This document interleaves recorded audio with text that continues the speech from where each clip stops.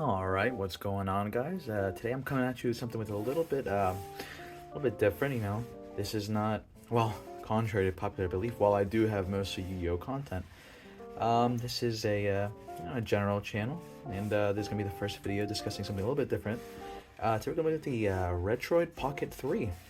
Um, for a Actually, ever since the beginning, getting this out of the way, I've been following the whole Retroid scene. Whenever they first started, I got actually this bad boy right here, the original Retroid Pocket.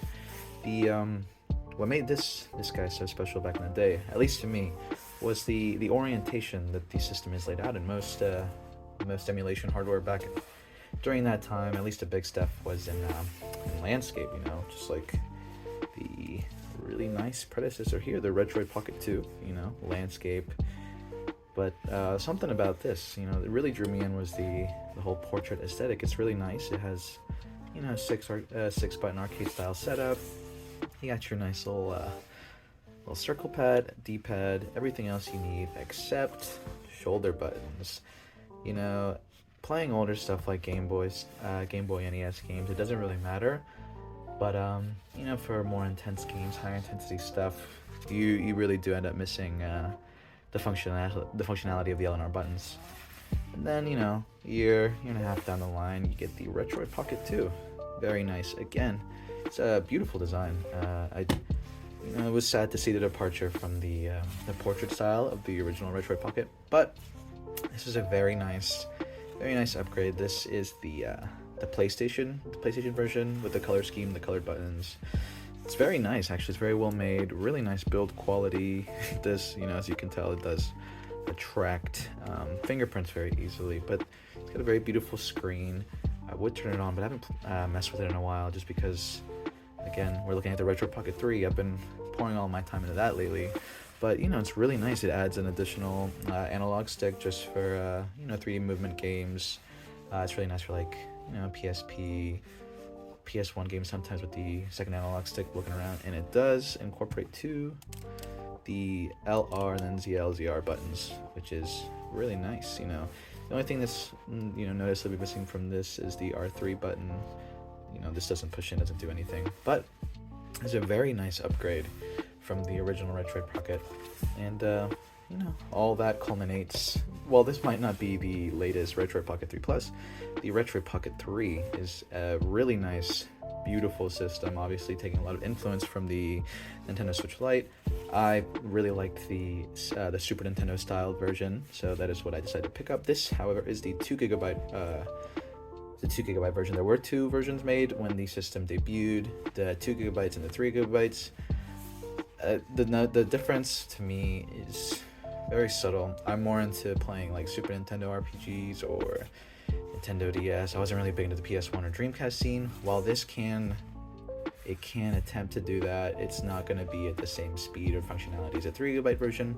But for my daily use, what I need to get out of it, it does a incredible job. It's got a very beautiful, really crisp screen. I don't know. Well, turning it on, you can't really. It doesn't look too sharp on this camera I am using, not the most optimal camera, but maybe let me see if I can move it up a little bit. All right, skip into a little bit more of a closer view. It does pop a little bit more. The color, the viewing angles for this are incredible. It's some of the best viewing angles I've seen on any like emulation software, hardware, stuff like this. Beautiful. This does add the functionality of the R3 button, which is really nice.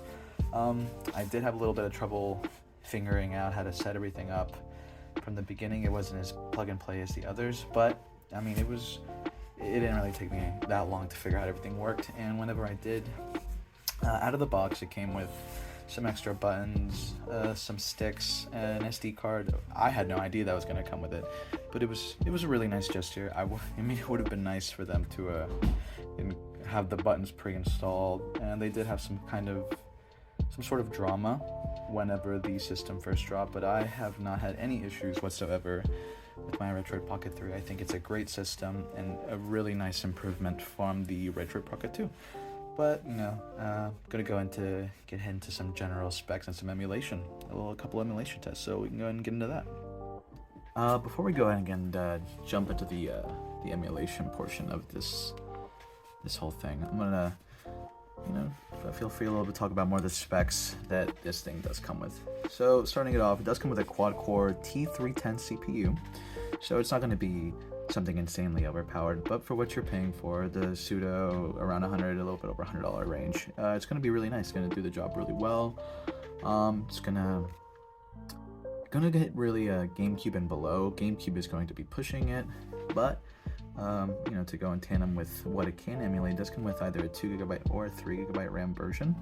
If you do get the 3GB version, it will tend to run the GameCube, Dreamcast, stuff like that a little bit better. I personally opted for the 2GB version. In hindsight, it would have been better to just pay the extra $10 to get the extra gig.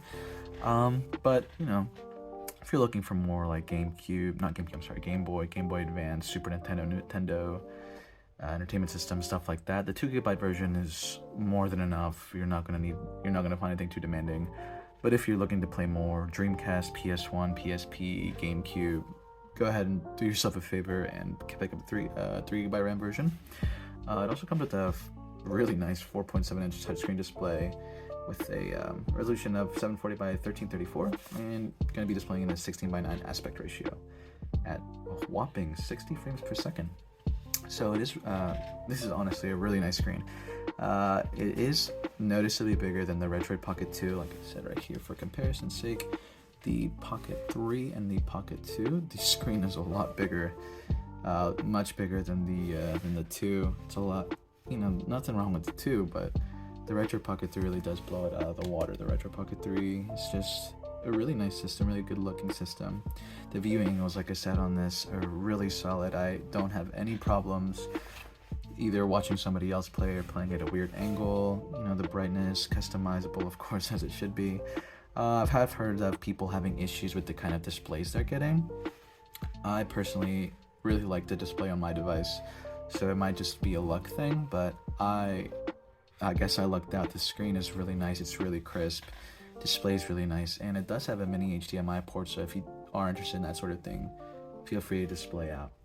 And it does have a 4,000 milliamp battery, so it doesn't sound insane, but it really goes a long way. I usually go days without charging the Retroid Pocket, and then I come back to it and it's still ready to go, and it charges really fast. Usually I can get it to full from dead in about 2 hours, 1:30, hour and a half, 2 hours, stuff like that. And the replayability on this thing, especially if you're going for like Game Boy Color, stuff like that, can really chug on for a while. But yeah, like I said, it comes, it's got your mini HDMI port at the top, power, select, start. Like I said, the weird thing is that the volume is going to be on the side. Turn that off. You got, again, USB-C headphones and your micro SD. The speakers are also going to be at the bottom, so sometimes you do tend to cover those up, but it gets the job done really nice and well. So we can go ahead and move into the emulation portion. Alright, so I will go ahead and preface, of course, because I have to do it. I do not own any of these licenses. ROMs are bad, of course. Gotta set that out in stone. But let's go ahead and get into, let's try, Pokemon Ruby Never Hurt Anybody. See what we got going on. Again, there's a very beautiful, beautiful display. The speakers, again, really nice speakers, very solid. They are kind of a weird setup. It's right here on the side. It does also orient. Of course, I'm not going to be doing that, but it's a really nice, really beautiful display. Everything works as it should. So right here, if you press it, it's going to bring up some display options here. Some cool little stuff to tweak with. I don't ever really go into a lot with it. And then down here, that exits out of the game. If you go back, if you swipe back, it brings up your save, your load, your fast forwards, all kinds of stuff like that. But of course, it's really not going to have any issues emulating Game Boy, stuff like that, because again, it's got 2 gigabytes of RAM in it. It's going to be able to do, what it needs to do. It does a really good job at what it can do. But yeah, like I said, this is really nice. Moving on, of course, go into the Game Boy Color. Let's see for try some. Again, gonna be doing a couple Pokemons here. Again, boots up really nice, beautiful display. we'll stop talking for a little bit and let the game just play out.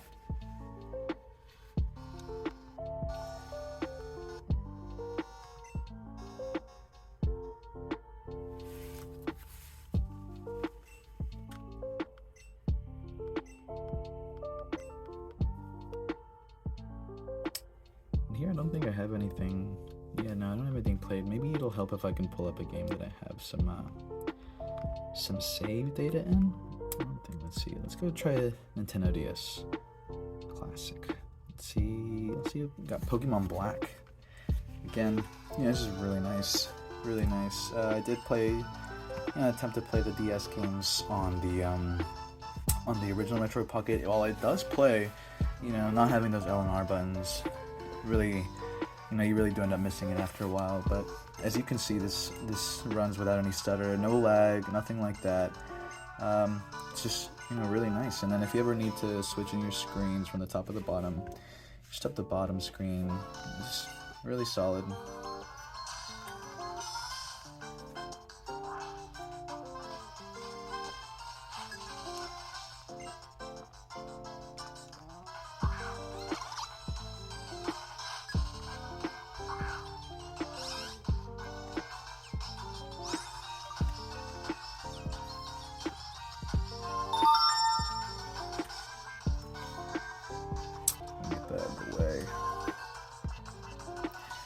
Again, if you need to swap your screens, just go ahead and do whatever you gotta do. You can also modify the sizes of these screens. So I have this as my default, just because I like being able to see the bottom screen while I do what I do with my top screen. But again, no stutter, nothing like that whatsoever. Gonna hit and get out of this. Let's see, a little bit something more intensive, like I guess the Super Mario Brothers. Again, it's gonna play really nice. No stutters, nothing of the sort.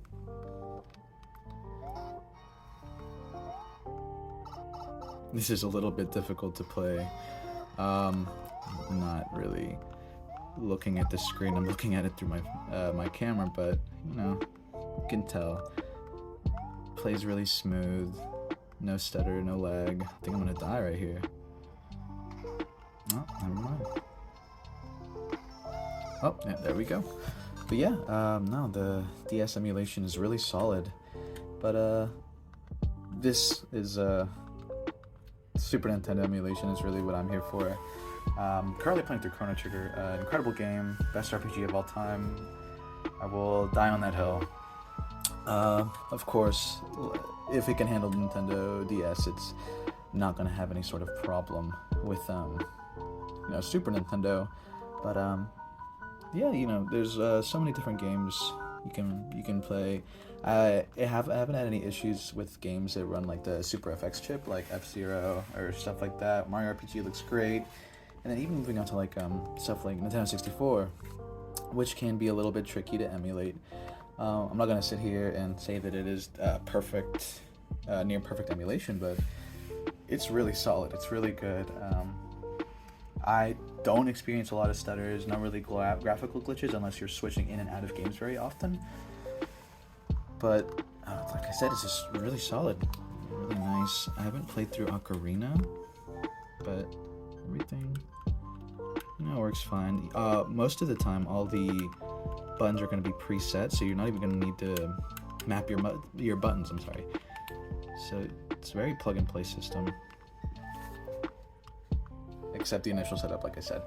But once you get that initial setup going, it's smooth sailing from there.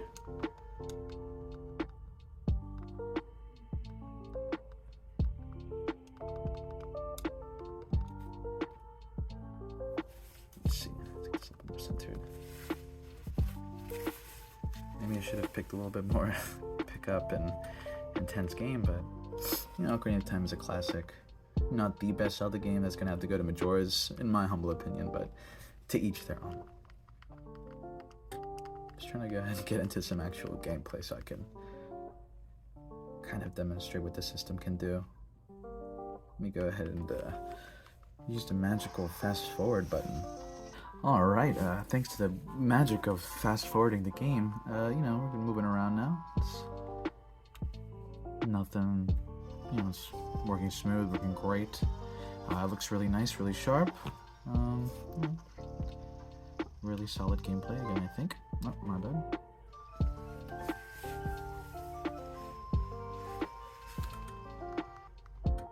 Whoops, I don't know why it keeps doing that.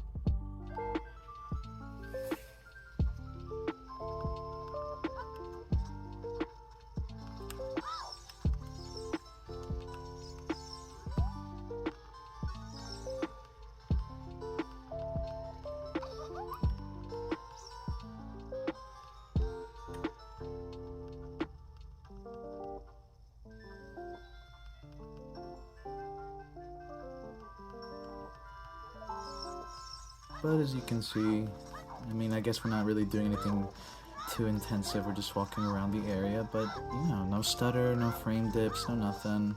The music's nice, no graphical glitches. It's just an all-around nice experience. So, yeah, that's, you know, for N64 again, gets the job done.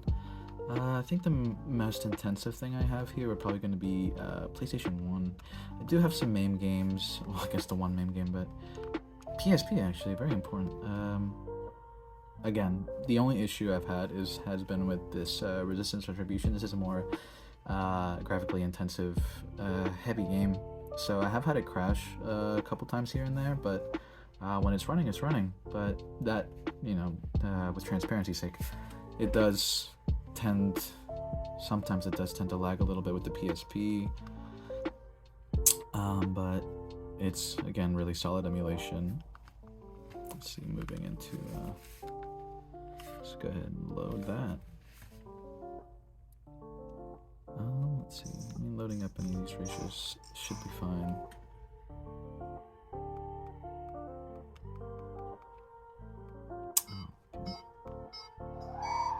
Yeah, everything, it's running really smooth. The only issues, like I said, is with certain graphically intensive or RAM-intensive games, you're gonna want to just be a little bit more, a little bit wary. But you know, if you know how to change everything in the settings, get everything optimized really well, you know, you can get it running. I did have to do that with the Budokai Tenkaichi game, the Tenkaichi Tag Team. I'm sorry, on for PSP.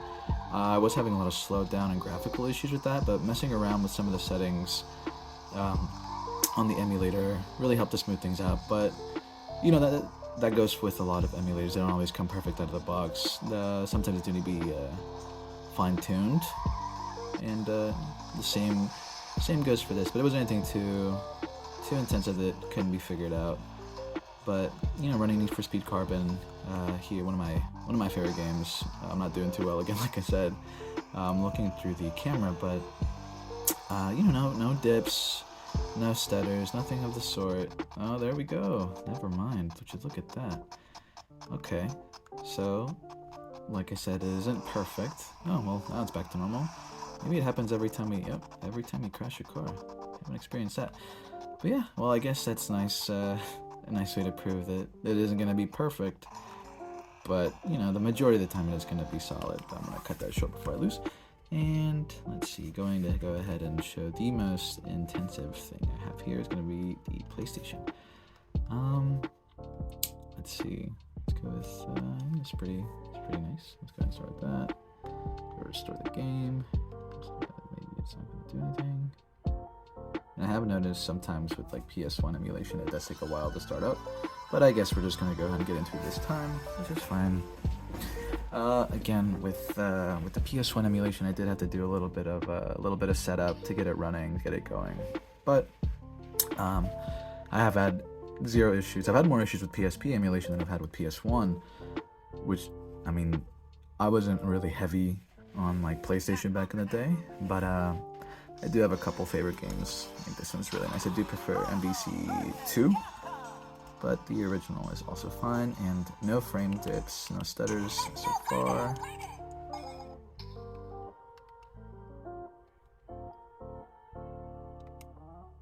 I can see if I can use the magical fast forward button to skip forward to a fight. Alright, thanks to the beauty of the fast forward button, I'm going to go ahead and skip into a fight, but I think it might have just, there we go. I will preface this that I have I don't have any technical knowledge of this game, so everything is just going to be kind of like random button mashing, just to show that the game does work.